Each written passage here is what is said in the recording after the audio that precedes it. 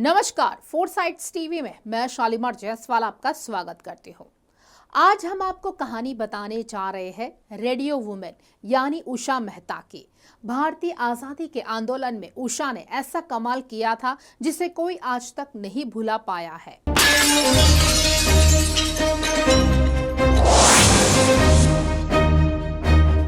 उषा मेहता ने भारत जोड़ो आंदोलन के दौरान सीक्रेट कांग्रेस रेडियो सर्विस सेवा की शुरुआत की, जिससे कांग्रेस कार्यकर्ताओं को खासे जोश से भर दिया था। ये कांग्रेस रेडियो है और आप हमें भारत में किसी स्थान से सुन रहे हैं। आजादी की लड़ाई के दौरान एक खास रेडियो स्टेशन से गूंजने वाली इस आवाज ने पूरे देश को एक धागे में पिरोना शुरू कर दिया था। स्वाधीनता आंदोलन से जुड़ी खबरें लोगों को मिलने लगी थी। इसका श्रेय जाता है उषा मेहता को। आइए जानते हैं उषा मेहता के बारे में।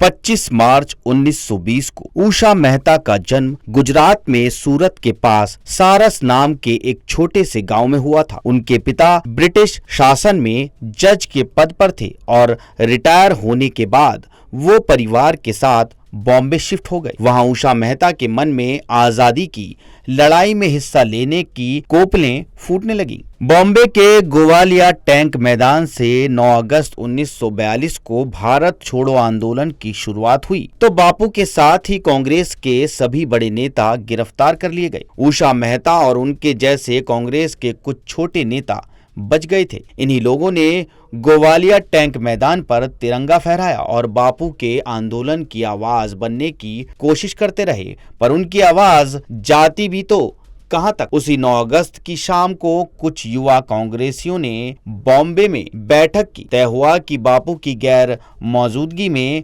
भारत छोड़ो आंदोलन कमजोर नहीं पड़ना चाहिए।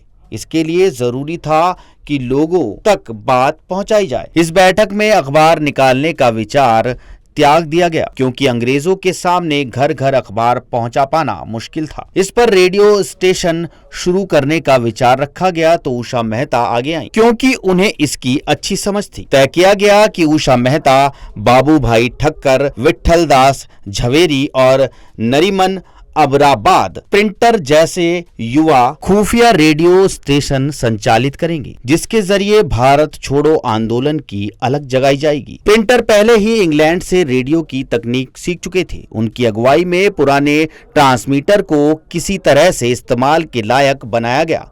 उषा मेहता अनाउंसर बनी और अंग्रेजों के खिलाफ कांग्रेस रेडियो की शुरुआत हुई। वैसे तो इसकी स्थापना 14 अगस्त 1942 को ही हो गई थी, पर पहला प्रसारण हुआ 27 अगस्त 1942 को, जब उषा मेहता की आवाज में गूंजा था, ये कांग्रेस रेडियो की सेवा है जो भारत के किसी हिस्से से प्रसारित की जा रही है। इस रेडियो स्टेशन की खासियत ये थी कि अंग्रेजों से बचने के लिए इसकी जगह लगभग रोज बदल दी जाती थी। इससे अंग्रेजी हुकूमत काफी परेशान थी और लगातार खोजबीन में लगी थी।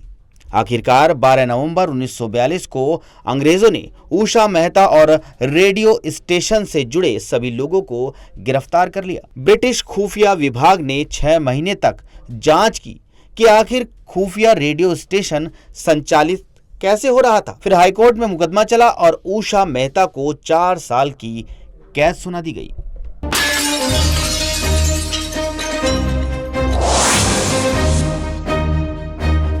खास खबरों के लिए जुड़े रहिए हमसे, देखते रहे फोरसाइट्स टीवी।